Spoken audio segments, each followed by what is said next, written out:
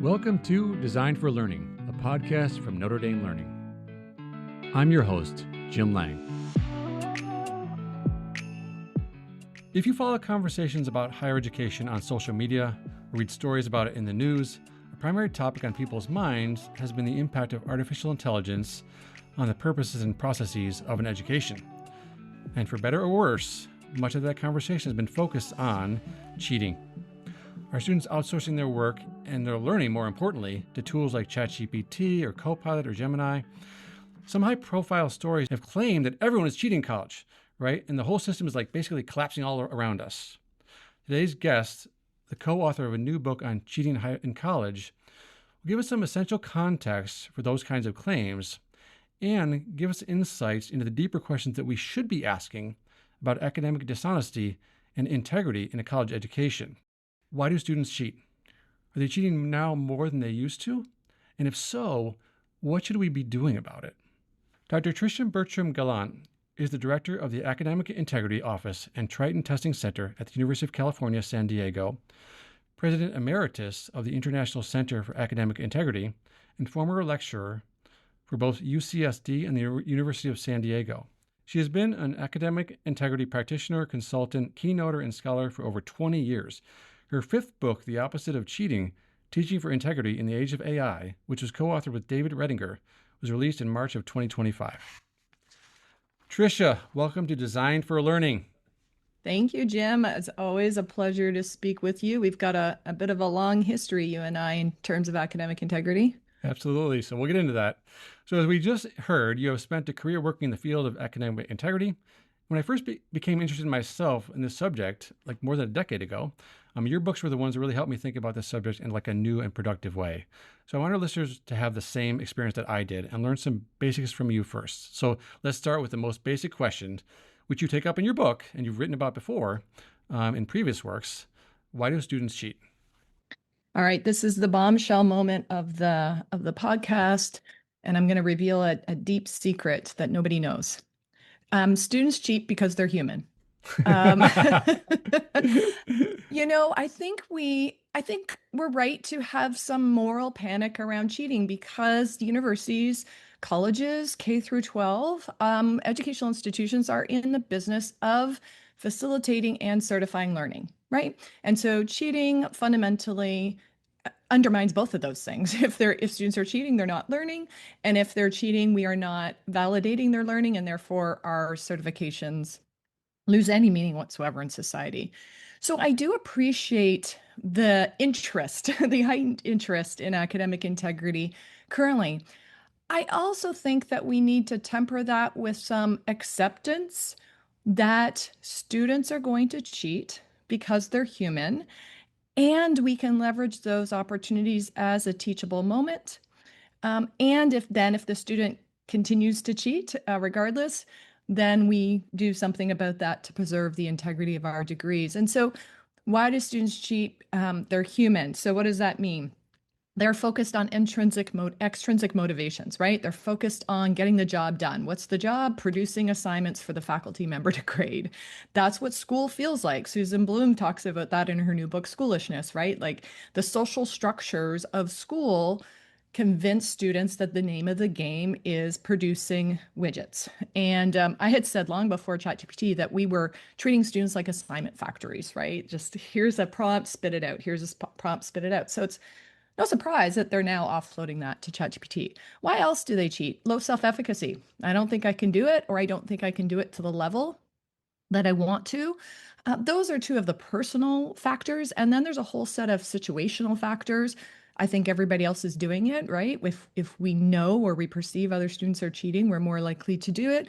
If I think the course sucks or the assignment's stupid or not meaningful, I'm more likely to cheat as well. So there's a whole host of personal and situational factors that create a perfect storm sometimes to entice cheating. So I know, actually, want to just ask a little bit more about this issue.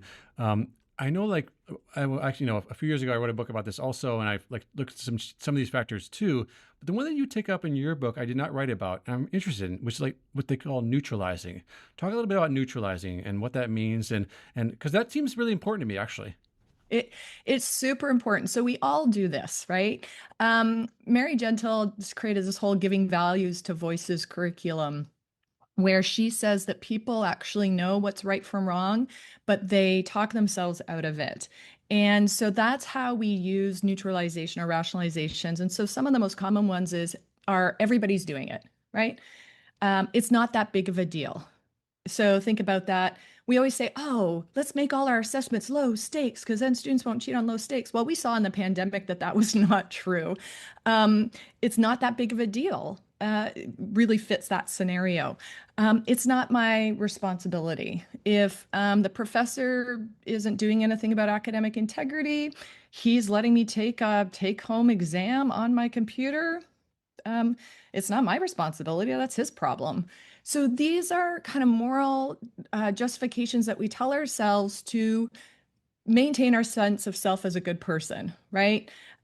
We do this all the time. So think about speeding. It's like, well, I'm just going with the flow of traffic. Well, I'm in a hurry this one time, or whatever the case may be. We know we're breaking a law, and yet we tell ourselves lovely stories to make ourselves feel like we're morally justified to do it, or that it's not, yeah, like it's not that big of a deal to do it. Yeah, or the fact that maybe it's the case is I believe in the rule, but the rule doesn't apply right here for the To particular me, reason. Yeah, and me right now. Like give the example, like you're driving in the desert, there's a stop sign you come on it, and there's nobody around like miles. Like, right? Okay, yes, I see that. I believe in stop signs, but it doesn't apply here, right? yeah. So those are kinds of things. Yeah, keep going. Right. And so sometimes that's good critical thinking. And, maybe it Right. doesn't apply in that circumstance. And so, what is the difference between critical thinking and this moral justification? It's a tricky line. When we're teaching students, when we're leveraging the teachable moment after cheating moment at UC San Diego, we teach students to train their brain to listen to their gut. And so, Hmm. usually humans are pretty good at knowing, like, oops, I'm about to do something that's wrong, right? Like we get the butterflies in our stomach or our jaw tenses up or our palms get sweaty and we kind of know. And then our brain quickly says, it's not that big of a deal. Don't worry about it. Everybody else is doing Hmm. it. The assignment's stupid. And so we have to train our brain to listen to our gut. So what we give our students tests. So as soon as you feel that gut instinct, instead of jumping to justifications, jump to values test. Is what I'm about to do honest, respectful, fair, trustworthy, honest? Is what I'm about to do in accordance with the rules or the standards of this particular situation? My students particularly love the professor standing behind me test. And so when we're in class and I'm teaching them this, I'll literally go up behind one student and just kind of like hover over them. And I'll say, how does that, like, would that stop you from doing what you were going to do? And they're like, yes. And it's a visual, visceral test that can snap you out of that tendency to morally justify what you know is against your own values or just against the person you want to be. Right. So it may be the case that a student sort of recognizes, like in an abstract, yes, cheating is bad. But in this particular case, this professor has designed an assignment that is dumb and is not going to help me in any way. And so they It's not sort of, related to my career. exactly, right. And but then you sort of start shading it into these other places where, yes, but maybe you don't realize why, it might be helpful to you in the future. You don't see that. And so, yeah, it gets tricky, right? And making drawing the lines.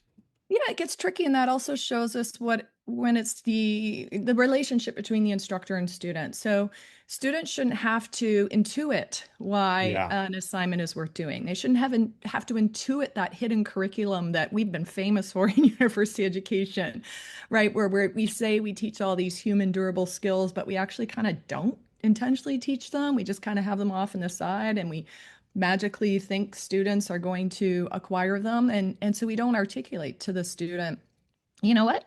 I know that writing about Iliad is not something you're going to do in your career, but here's the reasons why we're having you do it. And here's the human durable skills we think you're going to develop in doing that.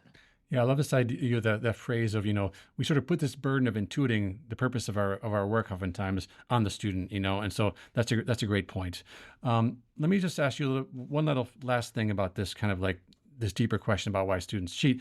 Has that changed? Like, with artificial intelligence, do you think those reasons have changed a little bit? Have they modified, updated? What do you Absolutely think? not. Okay. Absolutely not. Yeah. No, humans are still humans. They've been humans for centuries now. Um, I think that what our Gen AI does is it further blurs that line, right? It further makes it easier to morally justify. So before, if I wanted to hand in work that was not created by me, I had to go on the internet. I had to hire someone of the, many contract cheating providers that are out there, which is estimated to be a $4+ billion industry. I had to like put an order online. I had to like get that paperback and submit it as my own. That's a high bar, right? Most students are not going to engage in that kind of behavior. But now it feels like I'm just using Microsoft Word to write my essay. I'm pressing some buttons. So that's the only thing I think is it doesn't change the underlying why, but it amplifies some of those underlying whys and the ability to neutralize. Yeah, right. So it's much easier to neutralize when the road is much shorter to the place where you can get some benefit from the neutralization, right? Yeah. Right, exactly. Yeah. Okay. So I think I just want to sort of start with that question because oftentimes it helps us put teachers into more like a place of empathy, right? And sort of maybe not just coming out and sort of judging students because they're bad people, or we're trying to help people see, okay, yes, students cheat, absolutely. We want to, and as you said at the start, we have to start. It's important for us to explain why that's not good, and it's important to do your work with integrity. But we should be coming from a place of understanding why it happens. Okay, so so that's the sort of the why question, and then now sort of what do we do about that is the bigger question. And that's what we'll mostly talk about today in this podcast. I know that your work with your work in general, but also the book you wrote with David talks about cheating at multiple levels, from the whole institution, the culture, down to the classroom. But I want to focus here on the classroom. And so let's just sort of give ourselves like a basic starting place. A teacher is designing a course, and they're concerned about academic integrity, especially right now. Where do they start? Where's their thinking start in terms of creating a course which will have integrity to it? Yeah. Well, I think there's a couple of places to start. Linking back to our previous conversation, when I talk about, and David and I in the book talk about the normal quote unquote average student is going to cheat when there's opportunities and temptations that are just too too big to avoid, right? For all the reasons we just mentioned. Let's talk about them the rest of the episode. But before we do, let's just make sure that people understand. And there are what our Australian friends call enrolled persons in our universities, in our colleges, right? And so there are people who are going to cheat no matter what we do. And it's also important that we create barriers, that we raise the guardrails to I just heard Joseph Thibault on another podcast say, like, to create some more friction for those folks who would cheat, and also to create friction for the students who might be tempted to cheat, right? And to reduce those temptations. So, one thing I've been saying lately is if you want to get healthy and you have a sweet tooth, the first thing you're going to do is remove all of the sweet stuff from your kitchen. You're not going to put it on the counter and will yourself not to eat it, right? Right. Maybe you'll develop that a little bit later, but most studies have been pretty clear that we don't have a lot of good willpower humans. We actually need guardrails to help us achieve the goals that we've set up for ourselves. And so one of the first things that instructors can do is say, okay, where are the guardrails needed, both for my honest students, my normally honest students, and for the other folks? And to do that, you have to figure out where AI is going to undermine learning and your ability to assess learning, and when it could amplify it. So if you are teaching a foundational course that teaches, like, say, Math 10, that all students have to get this in order to take the higher level math classes, then you're probably going to have more secure assessments in Math 10 than you will, say, in Math 120, right? When you've got upper division math majors taking these courses. And so first thing you got to do is figure that out, which means playing with the tools. We can't just figure it out without knowing how the tools respond to the work that we're giving students to do. So we have to play with the tools, with the current learning activities, formative and summative assessments that we're giving students, see what they can do, and then kind of take a breather and say, okay, so what does that mean? What does that mean for my learning outcomes? Do those need to change? What does it mean for the assessments themselves? Or perhaps what does it mean for the way I grade or evaluate student learning? And so that's where I'd say the very first step is figuring out the impact of these things on your current assessments. Yeah, I want to just pause here and talk about this for a minute because I think that you and I have the shared perspective on something we hear about cheating, like in, from some folks in like social media, especially. I just want to trust students. I don't want to be the police. What you're saying, I think, is important here because we're putting two things together. It is important to have integrity, and we know that students are tempted for these various reasons to cheat because they're humans. The neutralization, the extrinsic motivators, all that kind of stuff. And so we're not trying to like catch them or like entrap them. We're trying to create a little friction for them, put some guardrails around there because this is an important value, right? And so for sure, we want to have like good relationship with students. We want to sort of show them that we trust them, but at the same time, we're trying to help them be their best selves. That's the phrase I like to use. I'm trying to help you be your best self. This is probably an important thing for you to do. And I'm trying to help you get there, right? This idea of putting a little bit of friction or guardrails is a great way to think about that. Yeah, I really think it's all about the way you're I think it's about your intent, right? And I think it's about the way you communicate that. So if you communicate to students, I just want to trust you, and here's all your assessments that you can do on your own because I trust you. What the students hear is, you're naive. Everybody else is going to be cheating. Now I have to cheat too. That's what Right. a lot of them hear, especially if we're talking about classes with 100 students, 150, 200, 300, 400 students. I may not be talking about those classes with 30 students, right? Like Laura Dummin and I have talked about the privilege she has of being able to teach much smaller courses where you can actually get to know your student and develop a real relationship that's based on trust. When you get to a larger scenario where you actually don't get to know your students, I'm not sure how you can have an actual trusting relationship like people are talking about. As Derek Newton says, I trust my neighbors, but I still lock my doors because I want to just put that extra little barrier to let people know, like, this is not allowed. And so it's the way I phrase that. So what I say to students is, I trust you. I trust that you're human. I trust that you want to do the right thing most of the time. And I trust that sometimes it'll be really tempting for you not to do the right thing. So here's what I've done to help you. I love that. The trust is being used a different way there, but it's still trust, right? I trust you're a human. I trust you're tempted, and because I am too, right? I am too. And I've Right. I've done things that have been against the law, like speeding.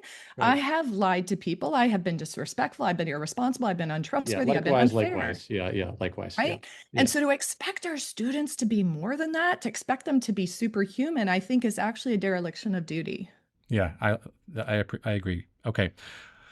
So the idea here now that you're talking about the starting point here is like having that notion of analyze the places where you can put those guardrails, the friction. So I could look at my course and identify, and it might be the case that like certain courses that it might change, right? So like my intro course are going to have a different, or a larger course will have a different set of guardrails versus my senior seminar, right? And so that's an important thing for us to think about too. What about like, how do you introduce these guardrails? How do we talk to students about them? On the syllabus, the first week, what do you recommend there? This is one of my favorite conversations because I really feel like good communication could solve a lot of the world's problems, including this one. Um, so we have a tendency to communicate at students. This is the history of, the didactic higher education system that we lived in, right? That's based on lectures. We've sage on the stage. We talk at students. So we create a policy, we put it in our syllabus, and then we say, "Duh, you should now abide by my policy." But really talking with the students can help to start to create that common culture. And it's not so much about trust as it is about shared expectations and shared understandings, which could lead to people trusting one another. So Um, Something I used to do before AI came along was I take those 6 values of from the International Center for Academic Integrity. I've already said them a few times: courage, honesty, fairness, respect, responsibility, and trustworthiness. I have them on a sheet of paper down a left column. And then in the next column, it's as students, we can uphold these values by. And then another column that says, as in the instructional team, we can uphold these values by. And we talk about them. And people would be surprised that students are going to say a lot of the same things that you would put in your policy. Well, you shouldn't have AI write your first draft. Well, you shouldn't have it do your research for you because it makes stuff up. Well, you should come to class prepared to engage in discussion. They'll say all those things. And when they say it, their peers are like, oh, my peers think I should do this. That's a different situational factor than the prof telling me to, and I'm thinking none of the other students are actually going to follow on that. So that's one way to communicate with your student. Another way is to survey them either before class starts or maybe the first day. What Gen AI tools are you currently using? How do you use them? How do you find them helpful for your learning? How do you find you're using them that actually interferes with your learning? How do you think you might use them in this class in an ethical, responsible way? And then get their opinions and use those thoughts to either to hopefully in part create your policy, because maybe you'll say, oh my gosh, like that's a great idea, students. I think actually that's okay. Or you'll tell them, hey, this is why I disagree with you. I know you said this, but in this class, this is a writing class. And so using AI to brainstorm ideas is actually one of our learning outcomes, to learn how to brainstorm yourself. So I don't want you using it for that purpose, right? So it enables you to be more clear and to either confirm their expectations or dissuade their expectations. Another alternative, which would take longer, is how we faculty always complain students don't read the syllabus, they don't look ahead to know what assignments are coming up. If they don't know what assessments are coming up, they often procrastinate, leave it to last minute. And guess what they do then? They cheat. And so taking a look at the syllabus, taking a look at the learning outcomes and all the assessments that are in there, and then saying, maybe put them in little groups. I actually took Perkins and Furr's AI assessment scale, and I map it and I say, like, have the students look at it and say what level of AI use for each assessment would be ethical or helpful. That would take a little bit longer, but depending on your class, maybe that's a good way. So I guess those are 3 methods to communicate with rather than at your. Yeah, I like to say to people, if any topic any problem we have in higher education, we'll always be better off if we ask the students about it and have them help us think through it. And so this is another place where I think that applies as well. Yeah, trusting their judgment, trusting Yeah. what they're thinking. If we go back to the trust thing, if we really want to trust them, that means we have to listen to them. Yeah, that's a great point. So you mentioned writing. So I want to talk about writing because I come from a writing background. And so, this obviously, and when ChatGPT first came out, I was like, oh, its capacity were basically writing essays. And so that was essays, right? So everyone was saying that for a while. I think people have a more complex view and nuanced views about it. But so tell me, from your perspective, is there still value in, assigning a traditional essay of like a literary analysis or like a personal essay in a writing class? So where should we be at that point, at this point now, on those kinds of questions? I say yes and no. I say that we've overused writing as the only artifact of student learning and student thought for a long time, and I think we've overused it in places where it doesn't need to be used. So, do all students in a lower division chemistry lab really need to learn how to write a lab research report? I believe they need to know how to critically read research. Every citizen should be able to critically read scientific research, but I don't know that they need to write a lit review, methods, results, findings, right?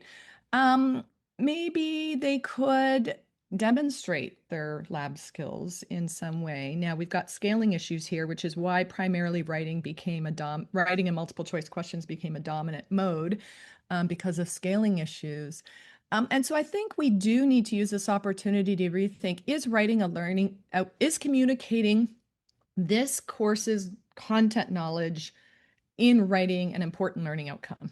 And if it's not, maybe it could be a video, maybe it could be a podcast, maybe it could be a poster, maybe it could be a presentation, right?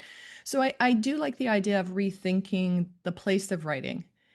And I think we want to um, discern. I like John Warner's work, where he discern, and other people as well, where they talk about separating out the processes that writing helps us work through versus the production of a product, which I think has been our errant focus in higher ed. No student, again, needs to probably write a 5-paragraph essay ever again once they leave university. So what are the processes? What is the thinking? What is happening behind the scenes when we're having them do that? And are those skills still valuable? And is writing the way to do it? And if it is, then how do we evaluate their process of writing rather than just the final product, which can be faked easily? So I've been thinking myself about a couple of things, and I'm speaking about, when I talk about these issues now and I'm giving talks to faculty, I'm trying to push people to think about two things, especially when it comes to writing. Like maybe we need to bring more into the classroom itself, Yes. right? And honestly, we should have been doing that a long time ago. Yes. I mean, writing in class is always a good idea if you have time for it, because we oftentimes will assign something and then we expect students to go off and do it in their rooms and then come back with a finished product. Well, it's much better to confront problems when someone is right there to guide you, right? And so writing in class is one way to think about that. It doesn't have to be by hand. It could be, still can do it on a laptop, but still bringing more of the process into class. And the other one that I was curious about from your book was about pairing oral and written stuff together. And you talked about this in context of maybe like an engineering classes. Yeah. So tell me about what happened there, because that was really interesting. It was pairing, a traditional exam with some oral assessment too. So tell me about that. Yeah, so this is a good time for me to plug. David and I have also been doing a little podcast, informal podcast episodes with faculty and practitioners who are bringing to life the ideas in our book, and so people can find that on our website. And Wei Wei Chi was one of those folks that we've already aired that episode, and she was the lead on this NSF grant in our engineering school, looking at oral assessments. A lot of our professors were schooled outside of the United States. And they were very used to oral assessments. They were very used to having to explain their knowledge to the professor orally. And then they came here and they thought, gosh, we're graduating engineers who've never had to do that. And again, that's a dereliction of duty, I would say, is, if we're graduating people who can't talk to other people about what they know, since that's what they're going to have to do as citizens and professionals. And so they were trying to figure out, their main goal was, okay, how do we do that at scale? Because our classes here are not small. And so they scaled this up to as many as, I think their largest class was 250. And what they did was they trained their TAs to help. And so there was the traditional written exam. And then different professors did different oral assessments depending on what they were aiming for. So they might be following up on a question that the student got wrong, but maybe they should have got it right because that preceding question was related and they got it right. And so they want to give them a chance to show they actually know. Like maybe they just had a brain moment, that moment in the exam and they just lost it. So they want to give them a chance to do that. Or maybe they're seeing they got a whole bunch of questions really wrong that they got perfect in the homework. And so now they're worried about cheating in the homework. And so they want to follow up to see, was it just a testing effect, right? The student got nervous in a test and that's why they got them wrong. Or do they actually not know what they're talking about? And so just 15, 20-minute oral assessments, they might only focus on one question. Just to follow up. And so some were doing it kind of as academic integrity checks. Some of it we're doing as almost like a retake, like you can get more points because you can actually demonstrate your mastery of the material. And what they found in pre and post surveys was students really appreciated. I know. That was so surprising to me. That was so surprising. I know. And one reason they really appreciate it is they thought that protected academic integrity, and therefore they were less tempted to cheat. They were less tempted to cheat because they didn't think anybody else would do it now. And if they knew they cheated on their homework, they were going to bomb the exam and then they'd have to try and orally explain why they bombed the exam question. So it reduced their own temptation to cheat. It also gave them, they said they felt more connected to the instructional team. And many did this like at around midterm time as well as around final time. And they also expressed appreciation that they had to talk about their knowledge because they understand that that's something they're going to have to do. Now, Hui Wei Chi and some others have gone on to study metacognition, because they also saw some hints that that was also improving metacognition, my thinking about my thinking. So now they're doing a whole other study about that. So I think that's a great way to do it, even to not emphasize the writing portion so much. Now, two concerns people usually bring up: what about students with accommodations that have anxiety, and what about not people whose English isn't their most comfortable language? They found it even effective with the latter group of students whose English isn't their most comfortable language. And again, they didn't feel like it was a high pressured situation. They felt it was an opportunity to try and express themselves. And of course, students with accommodations can get accommodations just like any other time. And so I also want to say, like, it's okay to put students under stress. Yeah, yeah, I yeah. know that's a horrible thing to No, say. no, yeah, you're right. Yeah, yeah, a little bit. Yeah, not a They're gonna lot. be they're Yeah, gonna be in stress their whole life. right, right. And so if we're constantly coddling them and saying, oh, well, we shouldn't stress them out, I think that's again a really big disservice to our students. Now, I think we should allow them opportunities to recover from that stress or to make up from that stress, which is why I love mastery-based testing and chances at retakes. But I think it's okay to put students in a stressful situation. It's stressful, but it's also a safe situation, right? I mean, because It's so safe in yeah, the and so grand that's scheme of life. right, right, right. So that's, I The mean, students don't think so at the time, but no, I know that's true for many stressful situations that we're in. Yeah. exactly. Okay, so we've talked about three big things. I think they're worth sort of repeating here. The first is in terms of, like, the traditional things we might do in the classroom. First is, like, when we talk about writing, make sure that it's core to the class, the learning objectives of the class. And so thinking about that, maybe there's ways to expand the ways you have students share their knowledge with you. We talked about a little bit bringing more into the process into the classroom as opposed to having students doing it on their own. And then pairing oral stuff with written stuff or more traditional stuff like exams. And I actually love that idea even for, like, papers, right? Students writes a paper, then comes in and there's like a 15-minute, oral assessment of the process, talking about it, reflecting upon it, the challenges. So I think all those three strategies are really good ones to think about if you're concerned about the use of AI. And I guess we should all be aware of it at this point. No question about it. Just two little final questions here. The first one quickly is, so what's your take on a student has cheated, and, it's a fraught moment for both student and professor, and there's a lot of emotions in that in play at that moment. So what should our response be, especially like a teacher, just in the moment they have just discovered this? How do they respond, and what should we do with that student? Breathe. Yeah. Yeah. Um, I spent a lot of my time helping faculty reframe their response to cheating. So most people are parents. I am not, but I remember being a kid to a parent.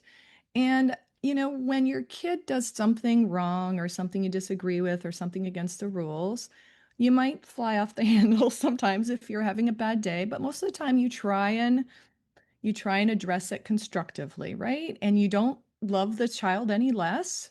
Um, as we say, I dislike your behavior, but I love you. Right? You try and help them learn from it. You try and help them correct their behavior. You try and help them not make that same mistake again.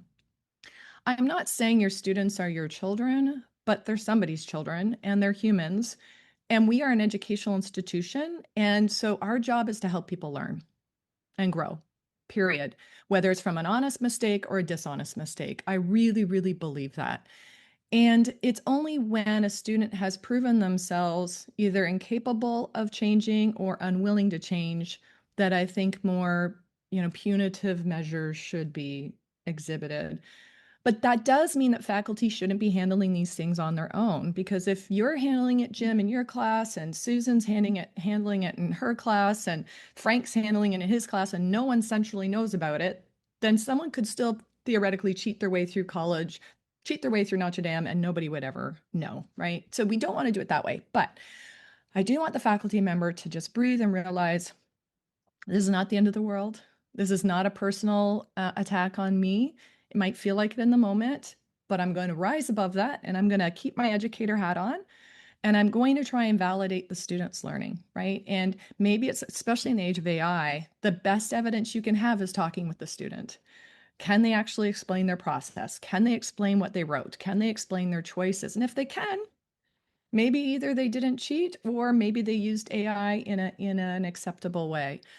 And so I would say that keep your educator hat on, follow your institutional policy, which hopefully says report it to a central place so we can keep a record. Hopefully the institution does some leveraging the cheating moment as a teachable moment so all students kind of get that same experience and it doesn't depend on the individual faculty members' choices. But let's keep our educator hats on and breathe and just remember this is an imperfect human that you're working with, and that our job is to help them grow and develop. That's great advice. I really appreciate that. Okay, so finally here, I know your book is out. You're doing a lot of stuff around the book, giving talks and workshops. And by the way, you should reach out to Tricia and David to give workshops for your faculty. And the book is available for book clubs and all that kind of stuff. So everything's you're doing a lot of that work, and you're talking to faculty in person and online. What's the mood? I know people are oftentimes from the news, everyone's demoralized and frustrated. Are you seeing that? Are people demoralized? Are they hopeful? And how are you feeling in terms of the future of higher education? Yes. Okay, right. Yes. Depending on the day, the minute, what I'm feeling, sometimes I would say on average, I'm a skeptical optimist. Some days I'm more on the skeptical side and some days I'm more on the optimist side. I do think that education has a lot to change, and we had a lot to change before Gen AI. I'm optimistic that Gen AI has opened our eyes and that we might change this time. I'm skeptical because I fear that a lot of institutions aren't doing enough for their faculty. I fear that this is once again asking faculty to rebuild the planes while they're flying them without any time or without any sufficient time, training, and support. And so we got to stop doing that, especially, not only for tenured professors, but for the adjunct professors, for the contingent faculty.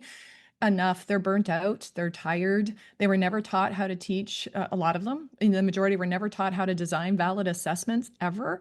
And so let's fix that. If we're going to ask a faculty member to redesign a course, then perhaps they should get course release from having to teach that course so they actually have time, or maybe they get paid in the summer. But that's where I want to see institutional leadership, is providing time, training, and support. Maybe it's training instructors in different disciplines, because I can only help a writing instructor so far, Jim, but I don't teach writing. And so at some point, writing instructors have to help each other. I really believe that, and math and chemistry and everything else. And so getting people trained up and so they can help their faculty would be great, and giving them the time and training they need to actually do the hard work that needs to be done. And I think the institutions as a whole, we need to look at a lot of things that are from the 20th century that no longer work, like the Carnegie Credit Hour, like that, we should be really focused on moving towards competency-based education. But those are big things. In the meantime, we could just help faculty rebuild the plane when it's on the ground. Yeah, I like it. And your book definitely will help people do that. So thanks very much for writing the book, and thanks for coming on the podcast. Thanks for having me. Designed for Learning is a production of Notre Dame Learning at the University of Notre Dame. For more, visit our website at learning.nd.edu.